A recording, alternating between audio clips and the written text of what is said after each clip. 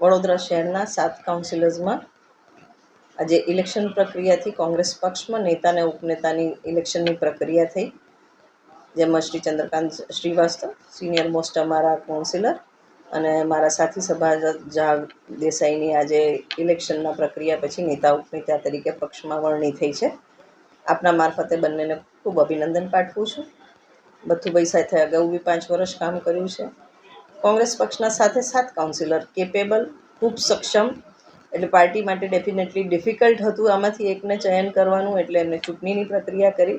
ચૂંટણીના પ્રક્રિયામાં ક્યાંક થોડો જૂથવાદ વકરે, એકબીજાનું મન દુઃખ થાય, એ બધાથી ચિંતિત થઈને પક્ષનું ધ્યાન બી આ બાબતે અમે દોર્યું હતું, પત્ર બી લખેલા. પણ ચૂંટણીના અંતે જે બી પરિણામ આવ્યું ને જે પાર્ટીએ નિર્ણય લીધો હોય એ સૌને શિરોમાન્ય હોય છે અને ખભેથી ખભા મિલાવીને એક સ્ટ્રોંગ વિપક્ષની ભૂમિકા અમે સૌ નિભાવીશું એવી ખાતરી છે. વન્સ અગેન ભથ્થુભાઈને અને ઝાભાઈ દેસાઈને અભિનંદન પાઠવું છું.